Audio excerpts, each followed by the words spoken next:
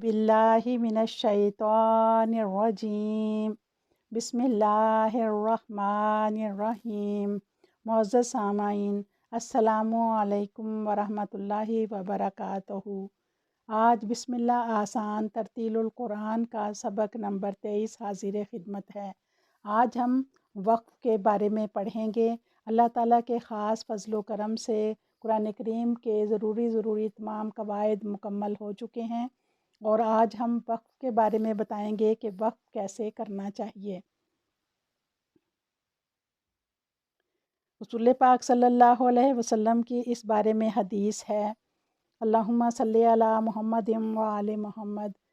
काना रसूलुल्लाहि सल्लल्लाहु अलैहि वसल्लम युक़त्तिउ क़िराअतहु यक़रउ अल्हम्दुलिल्लाहि रब्बिल आलमीन सुम्मा यक़िफ़ु अर्रहमानिर्रहीम सुम्मा यक़िफ़ु वकाना यक़रउ मालिकि यौमिद्दीन। जामिया तिर्मिज़ी अबवाबुल क़िराअत।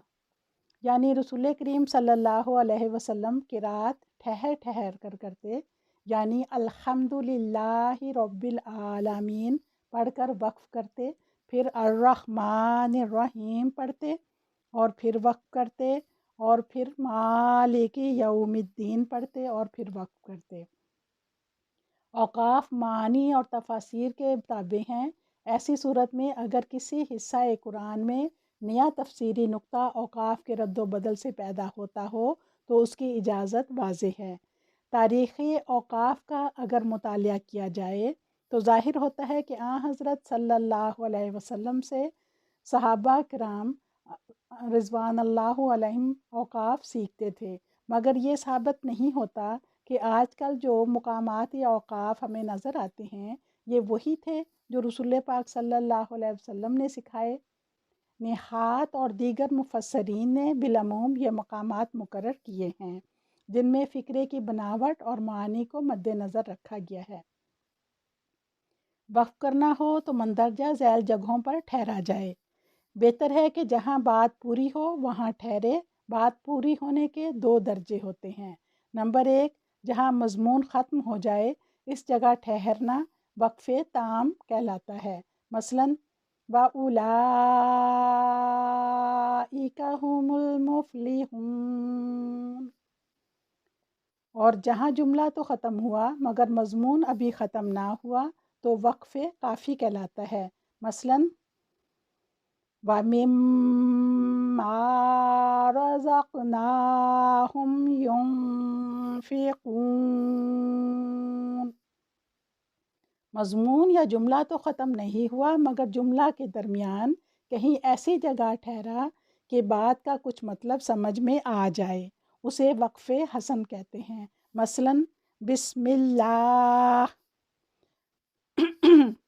फिर ऐसा वक्त जिसमें बात की समझ ना आए वक़फ़े कभी कहलाता है। मसलन सूरह फातिहा में इय्याका, इस पर अगर हम वक्फ़ करेंगे तो ये वक़फ़े कभी है, ऐसे इस पे हमें वक्फ़ नहीं करना चाहिए। इसके बाद है आखिरी हर्फ पर अगर फ़तहा, ज़म्मा या कसरा हो तो इस हर्फ को साकिन कर देते हैं। मसलन वालिदातुका, इसको जब हम वक्फ़ करेंगे तो पढ़ेंगे वालिदातुक। रुसुली है तो इसको पढ़ेंगे रुसुल। शुहदाउ है तो शुहदा पढ़ेंगे।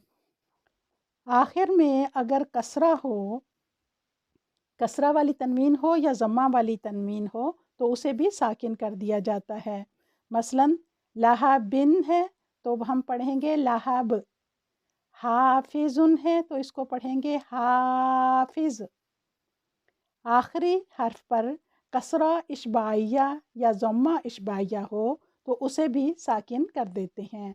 मसलन गैरिही, तो इसको हम साकिन करते हुए पढ़ेंगे गैरी।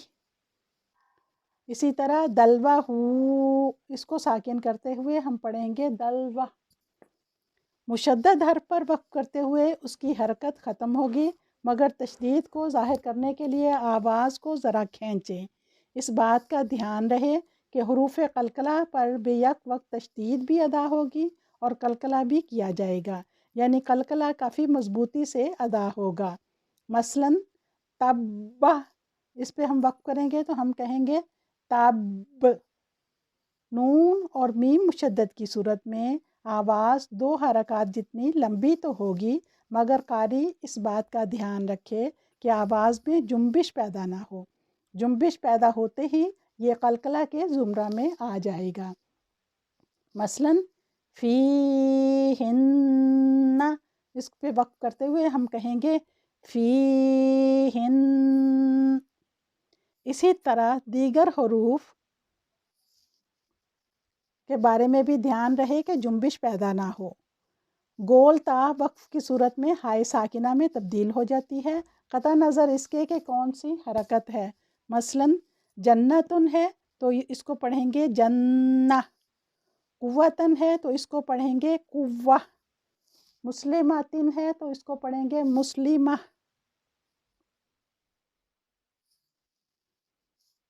آخر پر فتح والی تنوین ہو تو اسے حرف مد کی طرف الف کی طرح پڑھا جائے گا، جیسے رقیبن ہے تو اس کو پڑھیں گے رقیبا۔ ذخن ہے تو اس کو پڑھیں گے ذخا۔ فتحہ کے بعد اگر خالی یا ہو تو وہاں بھی حرف مد الف کی طرح پڑھا جائے گا، جیسے کہ اعلیٰ ہو تو اس کو پڑھیں گے اعلیٰ۔